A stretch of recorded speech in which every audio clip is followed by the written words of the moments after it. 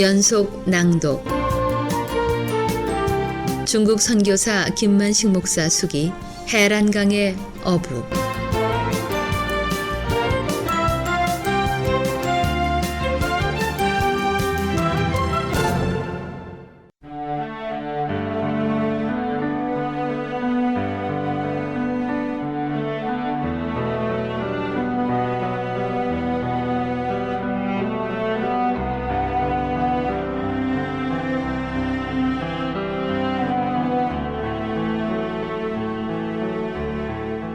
특수훈련 20여일은 금방 지나갔다.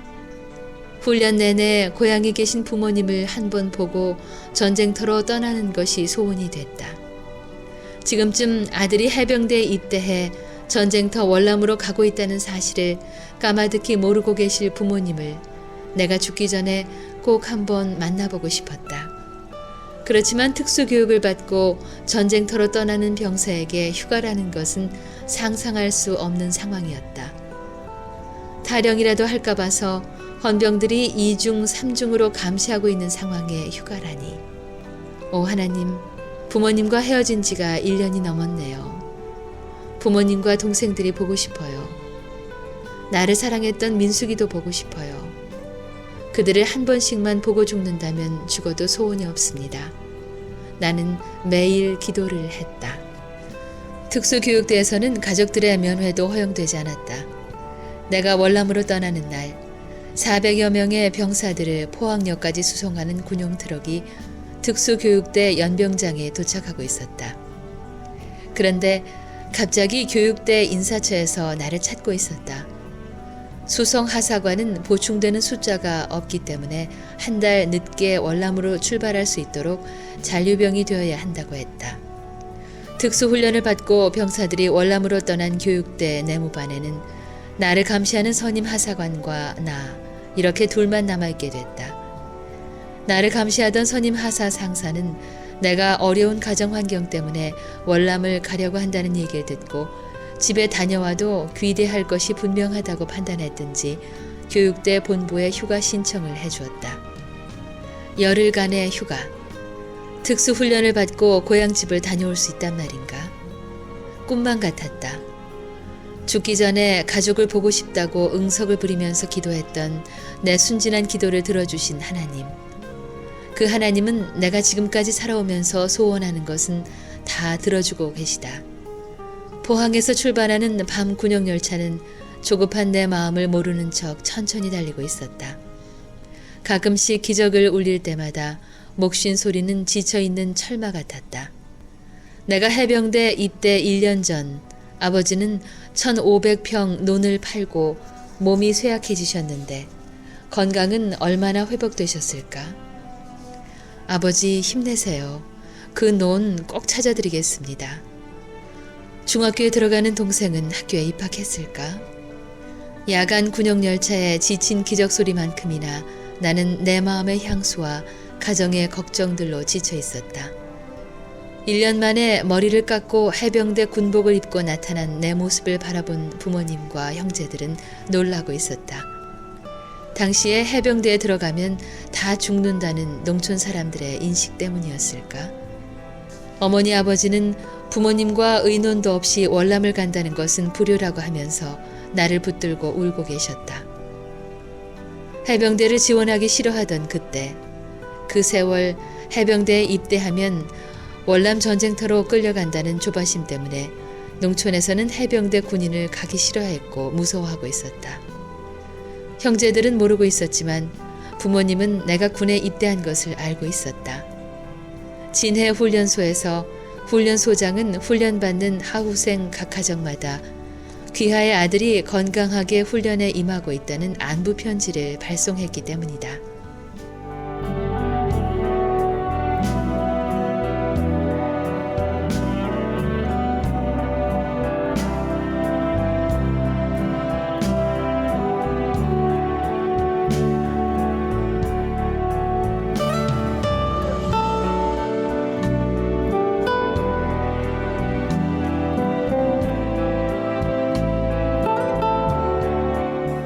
마을 교회에서 함께 신앙생활을 하고 있는 민숙이도 내가 월남을 가기 위해 해병대에 지원했다는 소식을 모르고 있었다. 나는 민숙이를 만나서 그동안 사랑해준 것이 감사하다고 얘기하고 지금 월남으로 떠나면 살아서 돌아올지 부상당해서 고향에 돌아올지 모르는 일이고 너무 가난하게 사는 나한테 시집 오면 일평생 고생될 것 같다고 얘기하고 부디 좋은 사람을 만나서 행복하게 살라고 얘기하고 헤어졌다. 가난한 60년대 한국은 내 첫사랑도 빼앗아 가버렸다. 만나면 눈빛만으로 사랑을 속삭였는데 내 곁에서 떠나버린 민숙이는 오랫동안 기억됐다. 월남 전쟁터로 떠나기 전 고향 마을에 꼭 다녀오고 싶었던 것도 부모님의 얼굴만큼이나 민숙이의 얼굴도 한번 보고 싶었기 때문이었다. 열흘간의 휴가는 아쉽게도 너무 짧게 지나갔다. 마을을 떠나올 때 동네 아주머니들도 눈물 흘리는 모습을 볼 수 있었다. 마을 어귀까지 따라 나오시는 부모님에게 하직 인사를 드렸을 때 다시 못 볼 자식을 떠나보내는 심정이 들어서였을까. 넋을 잃은 어머니 아버지의 모습은 마치 장승처럼 굳어 있었다. 내 모습이 가물가물 멀어질 때까지 마을 어귀에 서 계시던 부모님을 동네 아주머니들이 모시고 집으로 들어오셨다고 내가 귀국을 하고 마을에서 잔치를 하던 날 우리 뒷집 아주머니가 들려주셨다. 나를 포근히 품어주었던 우리 마을 어귀에서 바라본 마을은 평온하게 느껴졌다. 잘 다녀오라는 마을 사람들이 손을 흔들어주는 모습도 멀어져 갔다. 동무들과 소꿉장난을 하고 재미있게 놀며 자랐던 동심들의 영원한 친구가 돼주었던 고향 마을을 다시는 볼 수 없을 것 같았고 돌아오지 못할 것 같아 뜨거운 눈물이 볼을 타고 흘러내렸다. 고향 땅아 잘 있어라. 민수가 부디 좋은 사람 만나서 아름답게 살아라. 부자한테 시집가서 가난의 한도 풀고 살아다오. 나를 사랑해준 것 잊지 못할 추억으로 간직하겠다.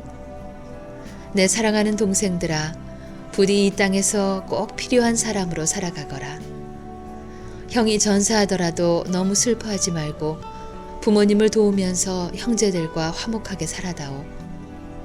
동생들이 가지고 싶어하던 자전거도 꼭 구입하려무나. 어머니, 아버지 너무나 사랑해요. 큰 자식이 잘 돼야 동생들을 책임질 수 있다고 하셨지요. 아버지 염려 마세요.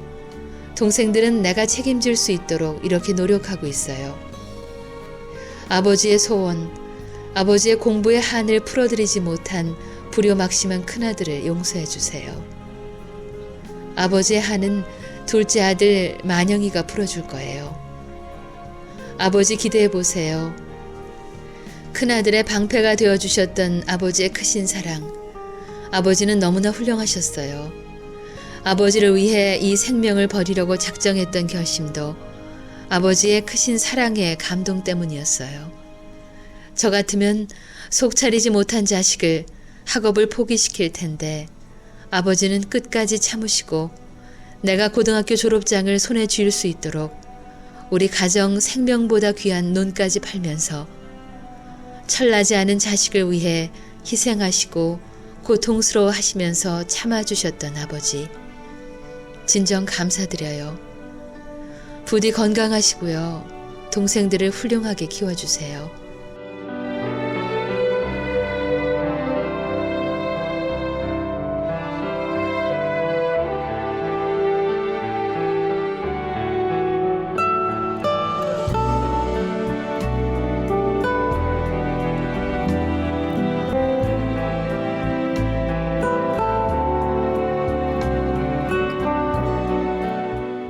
엄마 사랑해요.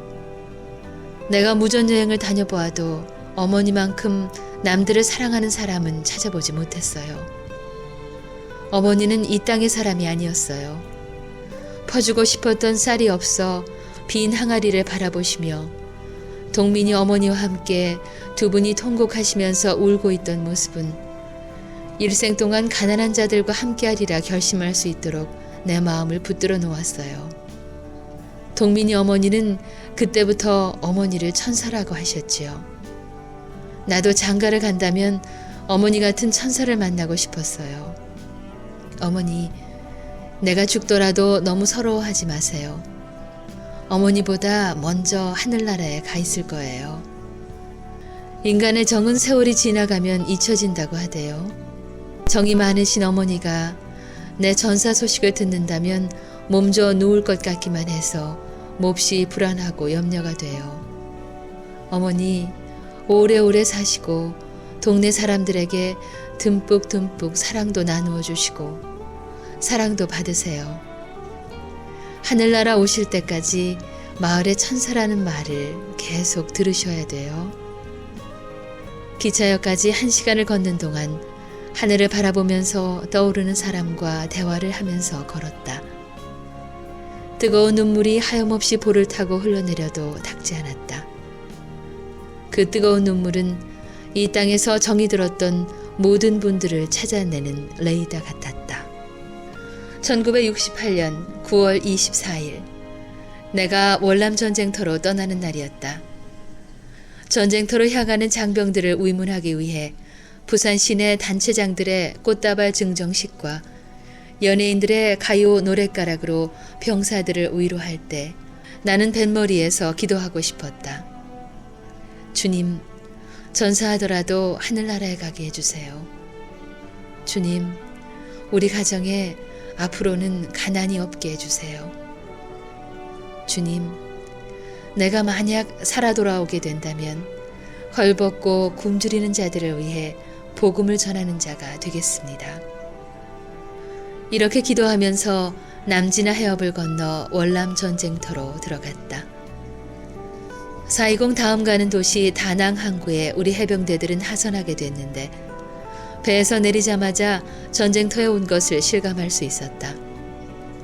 우리들을 호위하는 중대 병력이 완전 무장을 하고 보초를 섰고 보초선 군인들의 눈동자는 사나운 사냥개의 눈동자 바로 그것이었다.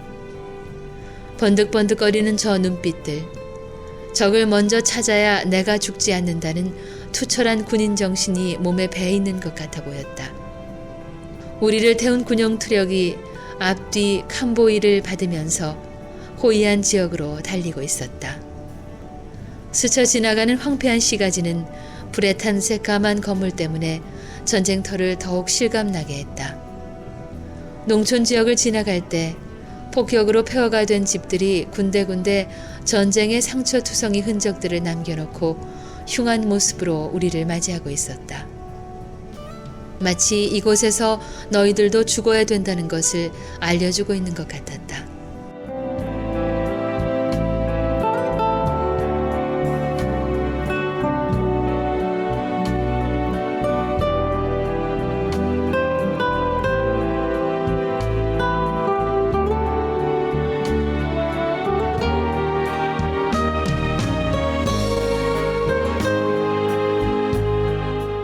죽어야 된다는 강박관념 때문이었을까? 두려운 생각은 없었다. 전쟁터에서 내가 하는 첫 임무는 보급 물자들이 다낭에서 여단 본부가 있는 호이안까지 수송될 때 베트공들이 설치해 놓은 폭탄의 일종인 뷰비 트러블 공병대와 함께 찾아서 제거하는 임무였다. 월남 전쟁터는 낮에는 아군 세상이지만 밤에면 적군의 세상으로 변하는 특수한 전선이었다. 낮에는 우리 편에 협조하고 밤에는 적군에게 협조하는 양병성을 가진 월남인들의 사상을 이해할 수는 없었지만 오랜 세월 전쟁에 시달리면서 살아남기 위한 최후 수단이라는 것을 깨닫게 됐다. 아마 그래서 더 많은 양민들이 죽었는지도 모르겠다. 월남 전쟁은 적군이 파묻은 부비 트랩 때문에 작전을 하던 아군들이 부비 트랩을 밟고 죽거나 부상당하는 경우가 많았다. 밀고 밀리는 전쟁이 아니고 우리가 적군을 찾으면서 싸워야 했기 때문에 전쟁은 더 힘이 들었던 것 같았다. 낮과 밤이 없는 전쟁터에서 밤에는 조명탄으로 밝은 빛을 대신하고 있던 어느 날, 보름달만큼 밝은 조명탄 아래 깊은 상념의 시간이 지나가면서 주님의 영음이 들리는 듯했다. 네가 죽기를 원하느냐? 살 것이다. 앞으로 남은 세월은 나를 위해 준비할 수 있도록 하라. 그 음성을 듣는 순간 두 주먹이 불끈 쥐어졌다. 전선의 나날이 지날수록 사상자가 많이 발생했다. 대부분의 사상자들은 적군이 쏜 총알이 아니라 뷰비 트랩을 밟고 지나가다가 변을 당하고 있었다. 공중 분해되는 병사가 있고 다리나 팔이 잘려서 후송 가는 병사들도 많았다. 내 작전 임무는 정찰 임무에서 매복 작전으로 바뀌어졌다. 적군들은 밤에 이동하기 때문에 베트콩이 다닐 만한 통로에서 밤새껏 매복하며 지키는 작전이야말로 정찰 임무보다 고통의 시간들이었다. 모기떼들에게 괴로움을 당해야 했고 습기가 많아 진득거리는 땀 때문에 때로는 모든 것을 빨리 포기하고 싶은 마음도 들었다. 새까맣게 붙어있는 모기떼와 밤새껏 전쟁을 하고 나면 온몸이 수두를 앓는 어린아이 몸과 같이 되는 괴로운 나날에 차라리 이 세상에 태어나지 않았다면 하는 한숨과 긴장의 순간들이었다. 밤마다 내 몸은 지쳐 있었고 모기에게 물린 몸 전체가 붉은 꽃을 피우고 있었다. 그러던 어느 날이었다. 완전 무장한 우리 분대원들이 DM반에서 호이안까지 연결된 538 도로에서 적군의 습격을 받아 15명 모두 불에 타 죽고 있다는 연락을 받고 출동했다. 오후 6시만 되면 모든 차량이 통제되는 538 도로에 분대원 15명을 태운 군용 트럭이 전방에 배치되어 있는 1대대에서 여단 본부로 달려오고 있을 때 베트콩들이 숲속에서 무차별 사격을 했던 것이다. 우리 병사들이 대항하다 자동차 타이어가 주저앉는 바람에 더 이상 달리지 못하고 자동차 밑바닥에 은폐하면서 응수하고 있을 때 휘발유 탱크가 터져 15명의 병사들은 전원이 불에 타 죽었던 것이다. 우리가 그 현장에 도착했을 때 그 처참한 상황을 보게 됐는데 이상하게도 죽음에 대한 공포나 두려움이 없던 것은 생사의 기로에 서 있는 사람들만이 가지는 마음인 것 같았다.